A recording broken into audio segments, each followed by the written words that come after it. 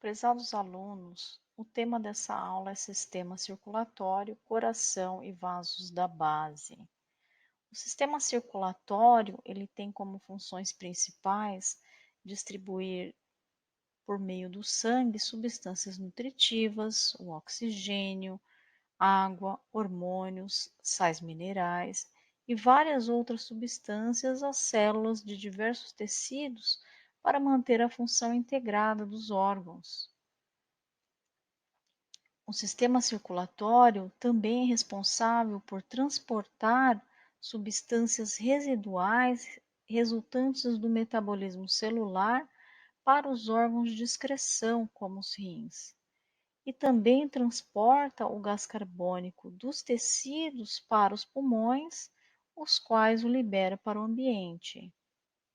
O sistema circulatório também está envolvido com a defesa orgânica, visto que o sangue possui células de defesa, como por exemplo os leucócitos.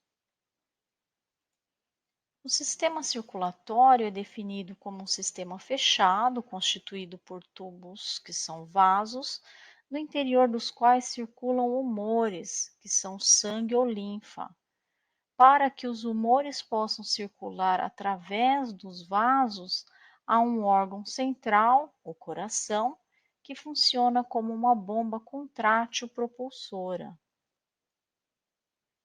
O sistema circulatório, ele possui os seguintes elementos: os tubos, que são os vasos, os humores, que são sangue e linfa, e a bomba central propulsora, que é o coração.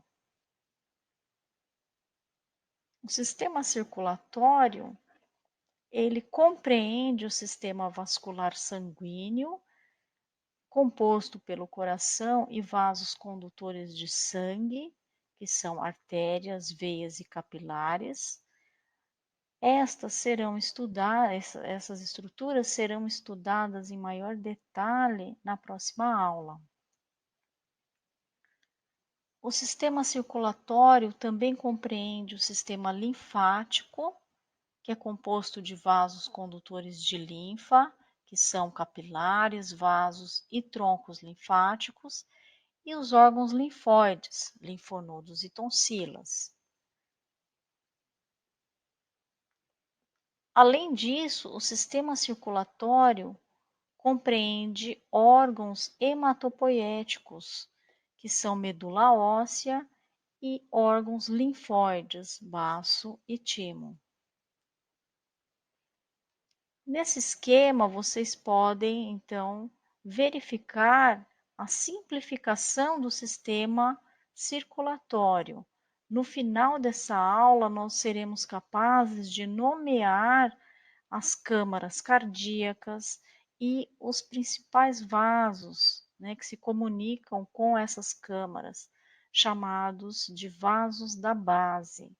De uma maneira bem geral, agora nós conseguimos visualizar a circulação pulmonar, que se dá entre o coração, o pulmão e de volta aqui, né, para o coração. Então, existe uma comunicação, né, por meio de vasos, e dessa forma o sangue desoxigenado, ele chega até os pulmões, né? Então o CO2 é liberado e depois o sangue oxigenado chega ao coração, e consequentemente esse sangue oxigenado depois é bombeado para todos os tecidos, e nos tecidos ocorrem as trocas gasosas.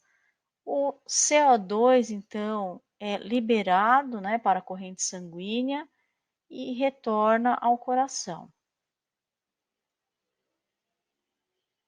Primeiramente, nós vamos estudar o coração.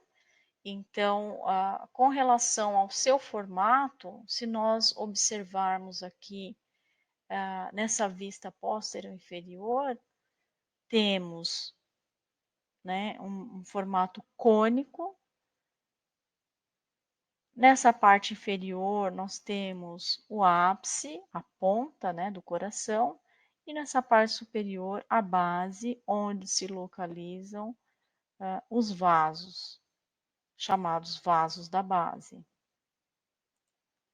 O tamanho do coração é semelhante ao de uma mão fechada e a massa do coração é de aproximadamente 250 a 350 gramas no adulto. Com relação à localização do coração, ele está no interior da caixa torácica. Então, nessa radiografia é possível observar a presença do coração nessa região entre os pulmões, denominada de mediastino, e repousa sobre o diafragma. Nesse esquema é possível observarmos o coração, né, localizado posteriormente ao externo e às costelas. Inferiormente, como nós já mencionamos, está localizado o diafragma. 2/3 do coração se localiza na parte esquerda, né, e o restante aqui na porção, não, na parte direita da caixa torácica. O coração ele está disposto na caixa torácica de uma forma oblíqua, sendo que o seu eixo longitudinal ele está localizado obliquamente, formando um ângulo de 40 graus, né, de aproximadamente 40 graus, com a linha mediana. Além disso, o ápice do coração, ou seja, sua ponta, está localizada anteriormente e inferiormente, enquanto que a sua base está localizada superiormente e posteriormente. O coração possui 3 faces, uma anterior ou externo-costal, pois se relaciona com o externo e com as costelas, uma posterior ou diafragmática, que se relaciona então com o diafragma, e uma outra face, que é a esquerda ou pulmonar, que se relaciona então com o pulmão esquerdo. Há autores que comparam o formato do coração ao formato de um trapézio, sendo que a sua base maior é a face diafragmática. Tem também uma margem direita, né, que se relaciona então com o pulmão direito, uma margem esquerda que se relaciona com o pulmão esquerdo e a porção superior então que seria a parte da base. O coração ele é envolvido por uma membrana chamada pericárdio, é um saco fibroceroso representado nessa imagem. Desse outro lado, o pericárdio foi removido e nesta outra imagem, o coração foi removido e nós conseguimos visualizar o pericárdio posterior. Então, o pericárdio, ele possui camadas. Então, a mais externa é chamada de pericárdio fibroso, é uma camada externa de tecido conjuntivo denso não modelado. Abaixo do pericárdio fibroso, nós temos o pericárdio seroso, que é uma camada interna serosa. Esse pericárdio seroso, ele tem 2 camadas, a lâmina parietal, que é mais externa e se adere ao pericárdio fibroso, e a lâmina visceral, que está logo abaixo. É chamada também de epicárdio e é aderente ao miocárdio, que é o músculo estriado cardíaco.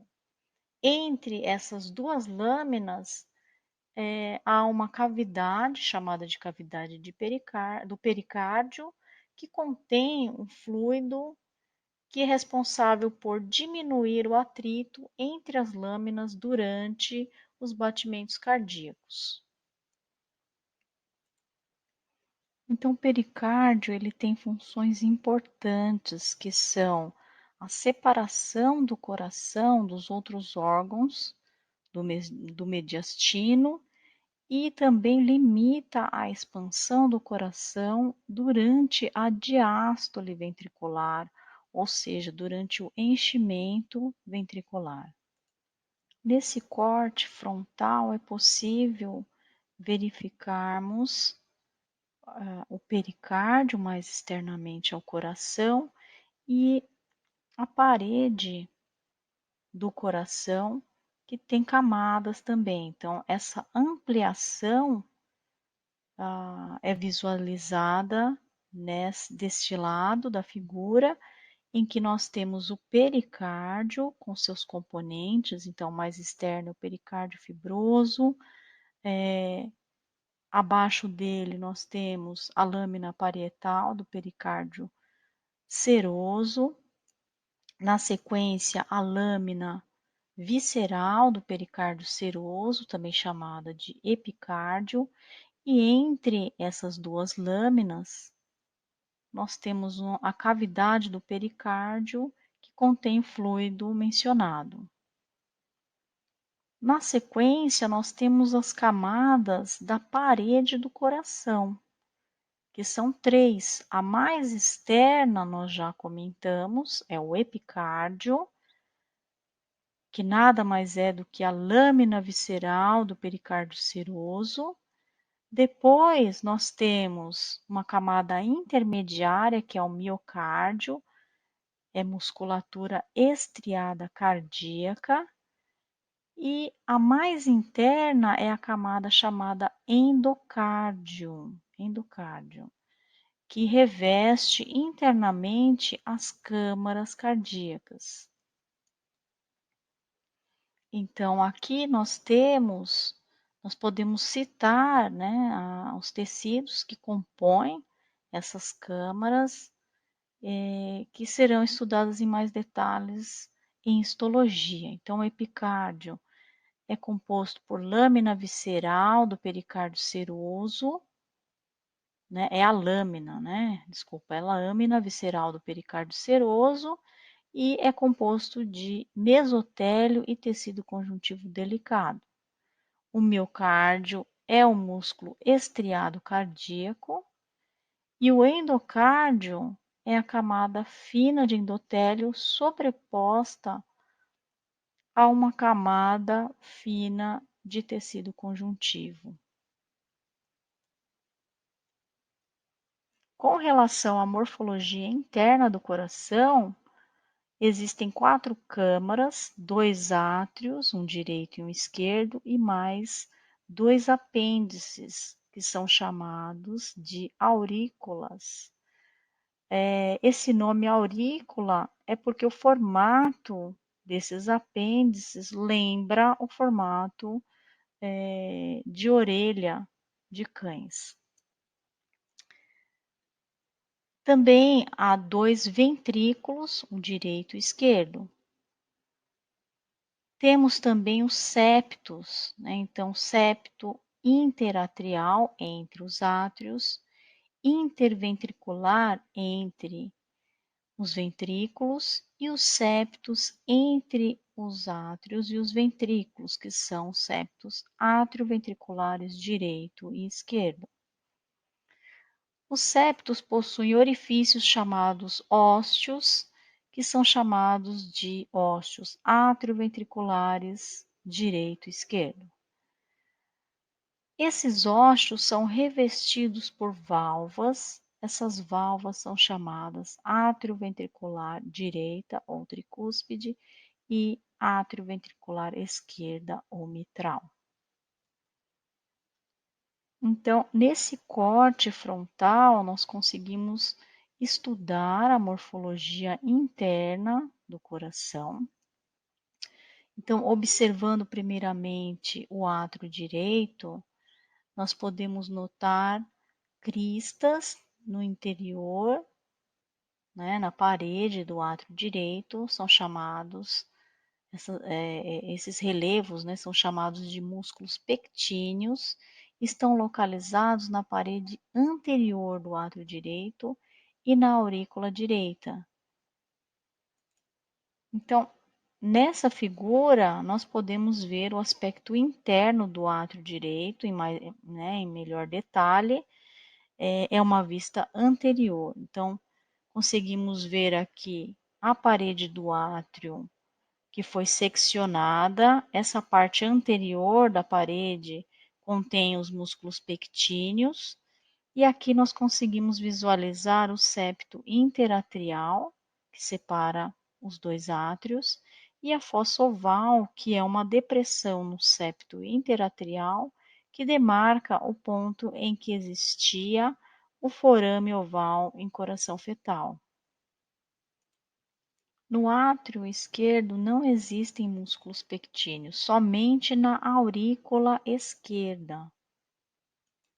Então, nessa vista póstero-superior do coração, nós conseguimos visualizar a aurícula esquerda e a aurícula direita. Então, elas são expansões dos átrios.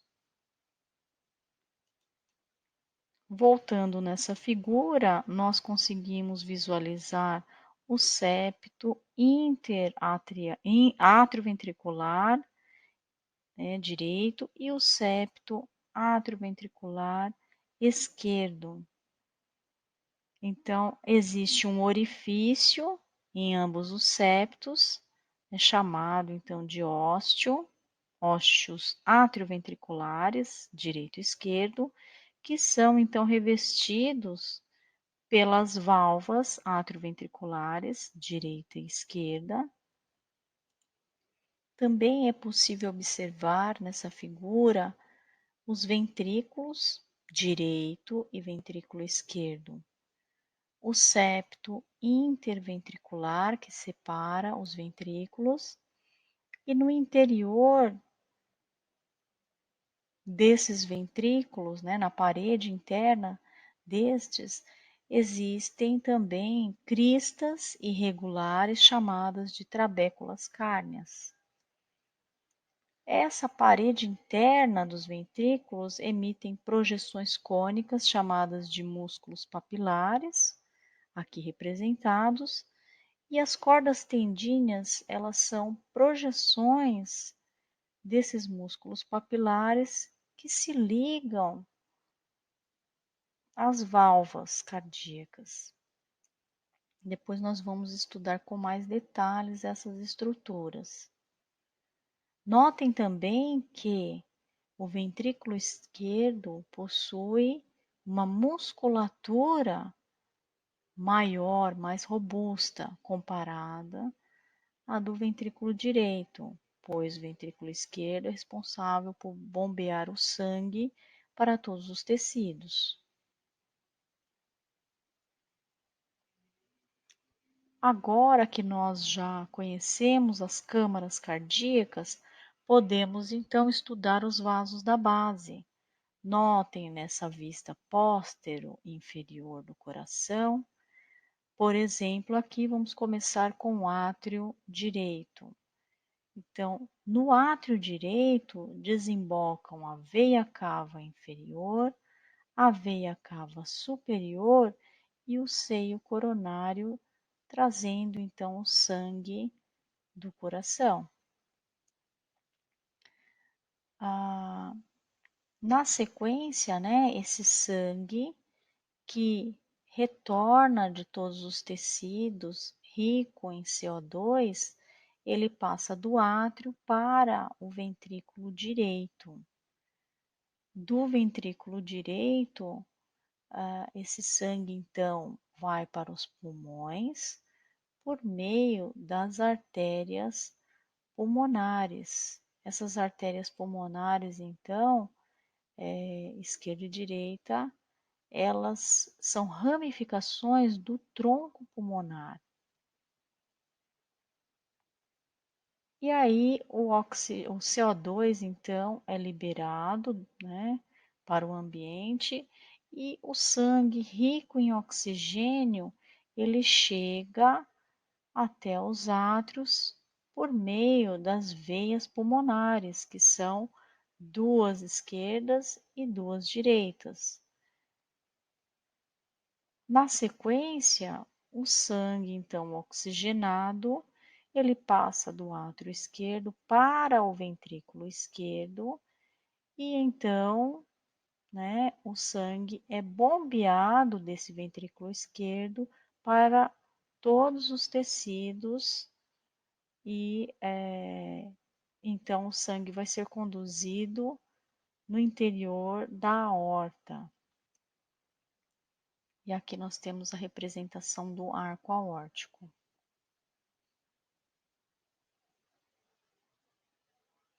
Com relação à morfologia externa, nós também temos que lembrar dos sulcos, né, que são depressões aqui, né? Por exemplo, na vista anterior, conseguimos verificar número 1, que seria essa depressão aqui que delimita os átrios dos ventrículos, que é o sulco coronário, né? Por onde então passam, ou seja, por onde estão situadas artérias aí coronárias principalmente, e também veias. O sulco interventricular anterior, que é número 2, né? Então, assim, a gente consegue verificar, obviamente, numa vista anterior, é uma depressão que separa ventrículo direito de ventrículo esquerdo. E em número 3, nós temos uma outra depressão chamada de sulco interventricular posterior, que separa o ventrículo esquerdo do ventrículo direito posteriormente. É importante ter em mente que numa vista anterior do coração, o primeiro vaso da base que nós conseguimos identificar, né, o mais anterior, é o tronco pulmonar, que sai do ventrículo direito.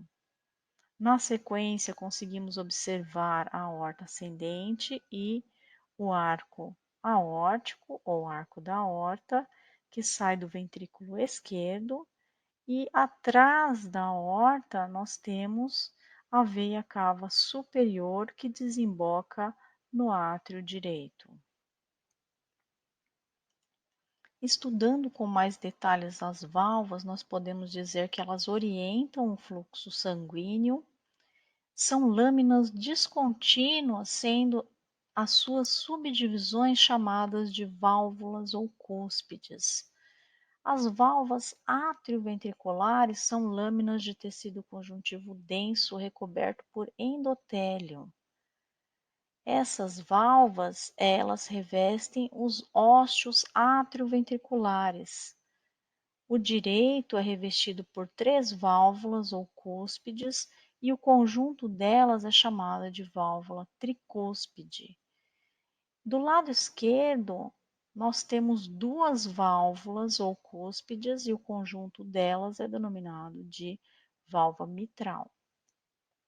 As cordas tendíneas e os músculos papilares que nós comentamos na morfologia interna dos ventrículos, elas são, né, estruturas importantes, pois previnem a eversão das válvulas e o refluxo de sangue dos átrios para os átrios, né, durante a sístole ou contração ventricular. Então, o que nós temos aqui nessa figura é uma vista interna do ventrículo direito, onde nós conseguimos visualizar a válvula tricúspide, né? E aqui a conexão, né, entre músculos papilares, cordas tendíneas, né, que se ligam nessas válvulas da válvula tricúspide. Nessa figura é possível verificar a morfologia interna do ventrículo esquerdo, aqui os músculos papilares, né, se projetando da parede interna desse ventrículo, as cordas tendíneas e aqui a válvula mitral. Com relação às válvulas dos vasos da base, nós podemos dizer que elas são lâminas de tecido conjuntivo denso recoberto de endotélio. Elas são em forma de bolso e apresentam válvulas ou cúspides semilunares. Elas são em número de 3. Né? Então, são 3 cúspides que compõem a válvula do tronco pulmonar ou somente válvula pulmonar e 3 cúspides que compõem a válvula aórtica. Então, aqui nós temos uma figura mostrando, né, essa morfologia da válvula aórtica, mas é similar também, né, essa morfologia quando a gente compara com a válvula pulmonar. Então, nós temos as válvulas ou cúspides com uma morfologia em bolso, né, uma forma de bolso ou semilua, e elas estão sempre com um pouco de sangue em seu interior. Então, quando elas estão totalmente cheias de sangue, elas são capazes de fechar a luz do vaso, que no caso, a luz da aorta. E aí o sangue no interior da aorta não consegue voltar para o ventrículo, né? Evita o refluxo de sangue para o ventrículo. Durante a sístole ventricular, ou seja, durante a contração ventricular para a expulsão do sangue, ocorre então a abertura, né, dessa válvula, porque ocorre a pressão, né, de sangue nessa região e essas paredes das cúspides são pressionadas e ocorre a abertura dessa luz.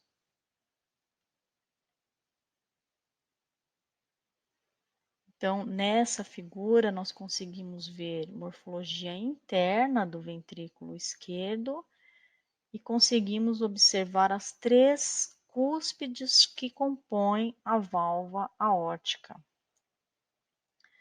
Nessa figura é possível verificar internamente o ventrículo direito e aqui as 3 cúspides que compõem a válvula do tronco pulmonar. Então, é importante nós estudarmos o comportamento dessas válvulas durante a sístole e diástole, ou seja, durante a sístole, que é a contração ventricular, ocorre o esvaziamento de sangue do ventrículo ou dos ventrículos, né? E por quê? Porque ocorre a abertura da válvula aórtica e da válvula pulmonar e o fechamento das válvulas mitral e tricúspide. Por outro lado, durante a diástole, que é o relaxamento ventricular, ocorre o enchimento de sangue no interior dos ventrículos, porque as válvulas têm um comportamento inverso, ou seja, as válvulas mitral e tricúspide se abrem e as válvulas aórtica e pulmonar se fecham. Então, aqui nós conseguimos visualizar o que nós acabamos de falar, né? Então, nessa vista superior dos ventrículos, durante a sístole, observamos o fechamento das válvulas atrioventriculares e abertura das válvulas pulmonar e aórtica. E durante a diástole, o inverso. então, a abertura das válvulas atrioventriculares e o fechamento das válvulas pulmonar e aórtica. Aproveitando essa vista superior dos ventrículos, nós podemos observar o esqueleto fibroso cardíaco. Então, ele é uma massa contínua de tecido conjuntivo fibroso, também representado por esse esquema abaixo, que circunda os ossos atrioventriculares e também os ossos do tronco pulmonar e da aorta. Nele se inserem as válvulas dos ossos e camadas musculares, como representado aqui. Agora que nós já conhecemos as câmaras cardíacas e os vasos da base, nós temos condição de estudar com maior detalhe esse esquema que foi apresentado no início da aula. Aqui nós temos a representação da circulação pulmonar, ou pequena circulação, que se dá do ventrículo direito aos pulmões e depois o sangue, então, chega até o átrio esquerdo. E a circulação sistêmica, ou grande circulação, que se dá por meio do ventrículo esquerdo até os tecidos, de volta, então, ao átrio direito. Então, estudando com mais detalhes a circulação pulmonar, nós podemos dizer que o sangue desoxigenado que veio dos tecidos, ele é transportado por meio do tronco pulmonar, que se divide em artérias pulmonar direita e esquerda, né? E assim esse sangue vai ser conduzido até os pulmões, e consequentemente será liberado para o ambiente. Na sequência, nós temos aqui a condução do sangue rico em oxigênio para veias, né? Então, as veias, elas chegam até o coração e as artérias, elas saem, né, do coração. Então, aqui no caso, seriam as veias pulmonares conduzindo o sangue rico em oxigênio para o átrio esquerdo. Então, nós temos duas veias pulmonares direita e duas veias pulmonares esquerda se conectando aqui para que o sangue chegue até o átrio esquerdo. Então, aqui nós completamos a circulação pulmonar ou pequena circulação. Depois, o sangue oxigenado, ele passa do átrio esquerdo para o ventrículo esquerdo, por meio aqui, né, através do ósseo atrioventricular esquerdo, que é revestido pela válvula atrioventricular esquerda ou mitral, como nós já mencionamos, e, consequentemente, do ventrículo esquerdo, esse sangue, então, é impulsionado, né, ou é transportado para os diversos tecidos do corpo por meio da aorta, né, e depois a aorta ascendente, e aí, consequentemente, para as várias ramificações desse vaso, chegando aos diversos tecidos, onde ocorre a hematose ou trocas gasosas. E aí o sangue rico em CO2 será então transportado dos tecidos para vasos condutores chamados de veias, né? Então são várias veias que vão então drenando para veias maiores até chegar na veia cava superior, veia cava inferior, né? Então, o sangue retorna por essas veias maiores até o átrio direito, aqui no caso, né? Também desemboca no átrio direito o seio coronário, que é uma veia, então, que conduz o sangue dos tecidos do próprio coração, né? Então, o sangue rico em CO2, então, que vem do próprio coração, né, dos tecidos do coração, também desembocam aqui no átrio direito, juntamente com as veias cava superior e veia cava inferior. Então, nós acabamos aqui de mencionar a circulação sistêmica, ou seja, ela se dá do ventrículo esquerdo para todos os tecidos, e dos tecidos, então, retorna ao coração, né, chegando aqui no átrio direito.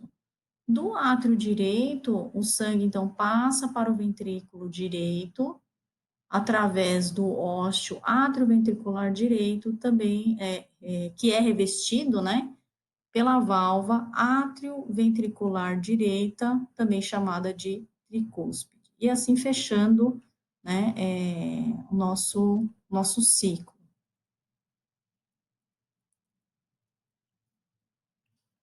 Com relação à irrigação do coração, nós podemos dizer que, então, as artérias principais, né, que fazem a irrigação do sangue rico em oxigênio para os tecidos do próprio coração são as artérias coronárias. Então, nessa vista anterior do coração, nós conseguimos visualizar que a artéria coronária esquerda e a artéria coronária direita são ramificações da aorta e elas se localizam aqui no sulco coronário. A artéria coronária esquerda, aqui representada, ela se origina, né, obviamente, do lado esquerdo da aorta e se divide em dois ramos, né? Então, tem o ramo interventricular anterior, né, que se localiza no sulco de mesmo nome, ou seja, sulco interventricular anterior, e esse vaso ele emite ramos, né, que irrigam o septo interventricular e as paredes dos ventrículos, né, nessa porção aqui anterior. Um outro ramo da artéria coronária esquerda é o ramo circunflexo, né, então, que acompanha posteriormente o sulco coronário, então, aqui nós podemos ver posteriormente aqui, irriga o átrio esquerdo, né, o átrio esquerdo, e a parte posterior do ventrículo esquerdo. A artéria coronária direita, por sua vez, ela surge do lado direito da aorta e desce no sulco coronário, então, aqui, na face anterior do coração, entre o átrio direito e o ventrículo direito. Ela se ramifica na margem inferior do coração e fornece o ramo marginal, nós podemos verificar aqui. A artéria coronária direita, ela se continua posteriormente no sulco coronário, então aqui numa vista posterior, e emite o ramo interventricular posterior. Então, aqui nós podemos localizá-lo. Então, esse ramo interventricular posterior, ele está localizado no sulco interventricular posterior. Então, a artéria coronária direita e os seus ramos irrigam o átrio direito e grande parte do ventrículo direito. A organização dessas artérias pode variar entre indivíduos. Por exemplo, em aproximadamente 15% das pessoas, a artéria coronária esquerda dá origem a ambas as artérias interventriculares. Em 4% das pessoas, uma única artéria coronária surge na aorta e abastece todo o coração. Enquanto as artérias emitem ramos, as veias, que são responsáveis pela drenagem do coração, elas recebem veias tributárias, né? Então, na drenagem, nós temos um caminho inverso do sangue, né? Quando comparado à irrigação do coração. Então, na drenagem, o sangue rico em CO2, né? Que foi, então, liberado, né? O CO2 que foi liberado do próprio tecido, né, ou dos tecidos do coração, ele então vai ser transportado, né, por veias menores, e essas veias então vão desembocar em veias tributárias maiores, né, que vão chegar aqui no seio coronário, é a veia principal, e essa veia principal desemboca então no átrio direito. Então, como veias tributárias principais, nós podemos citar, né, a veia cardíaca magna, né? Então, a veia cardíaca magna, ela recebe, né, uma ramificação aqui na região do sulco interventricular anterior, né, e depois, então, o sangue é conduzido por ela até o seio coronário, que está localizado, então, nessa vista posterior do coração. Enquanto a veia cardíaca magna desemboca do lado esquerdo do seio coronário, do lado direito nós temos uma outra veia, chamada de veia cardíaca parva, que desemboca, então, do lado mais direito do seio coronário, então, trazendo sangue drenado deste lado do coração. E outra veia principal que desemboca no seio coronário, nessa vista posterior, é a veia interventricular posterior, né, então localizada no sulco de mesmo nome. Nessa vista anterior, também é possível observar a veia cardíaca parva, né, drenando, então, o sangue dessa porção anterior do ventrículo direito também. Agora nós vamos comentar sobre o complexo estimulante do coração. Então, as células musculares cardíacas têm a capacidade intrínseca de gerar e conduzir impulsos elétricos que as estimulam a contrair ritmicamente. Esta é uma propriedade inerente do músculo cardíaco e não depende de impulsos nervosos extrínsecos. Se todas as conexões nervosas para o coração forem cortadas, o coração vai continuar a bater de forma rítmica.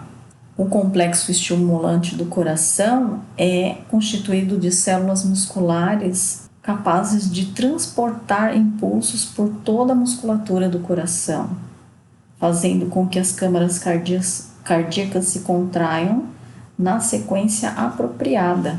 Este complexo também é responsável por iniciar cada sequência de contração, estabelecendo uma frequência cardíaca básica. Então, inicialmente, o nó sinoatrial gera um impulso elétrico que é propagado por todo o miocárdio por meio de sinapses nos discos intercalares. Este nó sinoatrial é uma massa de células musculares em forma de lua crescente, localizada na parede do átrio direito, aqui representado, né? E abaixo da entrada da veia cava superior. Este nó sinoatrial estabelece uma frequência cardíaca básica, gerando em torno de 70 a 80 impulsos elétricos por minuto. É considerado um marcapasso cardíaco. Então, os impulsos gerados nesse nó sinoatrial se espalham ao longo das fibras musculares cardíacas dos átrios, como aqui mostrado, né, que nós temos essa seta representando.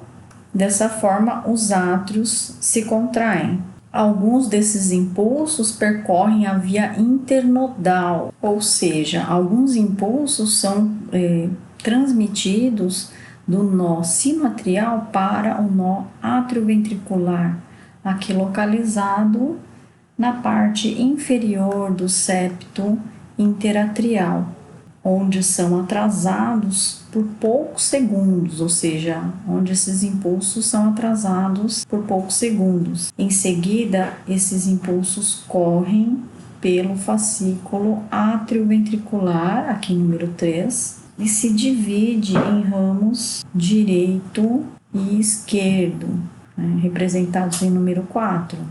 Então, esse fascículo atrioventricular se divide em ramos direito e esquerdo, e na sequência se continuam em ramos subendocárdicos em número 5. Então, esses ramos subendocárdicos se aproximam do ápice do coração e depois viram em direção superior para as paredes ventriculares. Tal organização permite que a contração dos ventrículos comece no ápice do coração e siga superiormente para que o sangue seja transportado dos ventrículos para as grandes artérias localizadas na região da base do coração.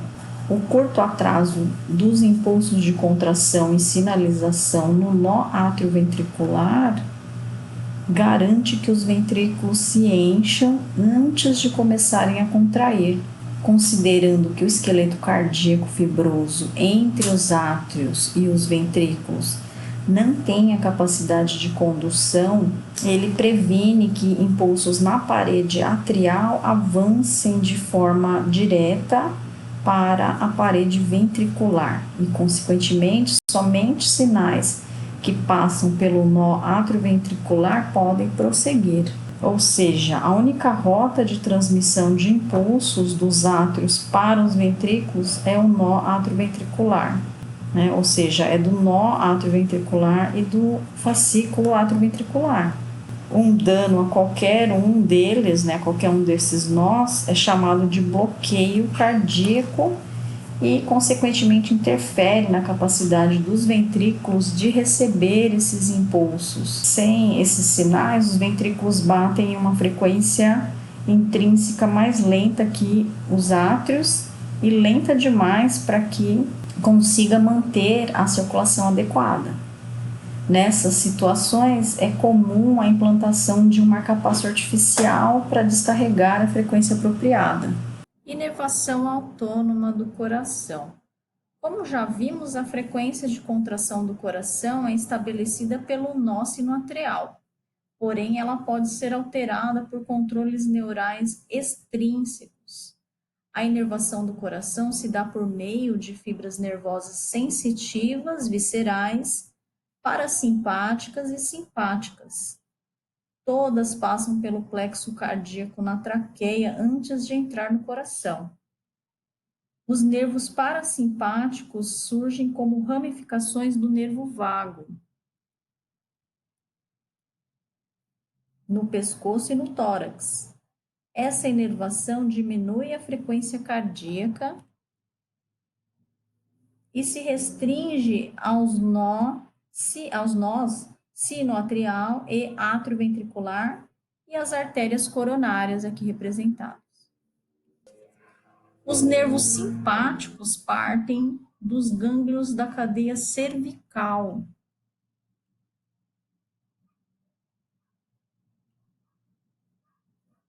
E torácica superior.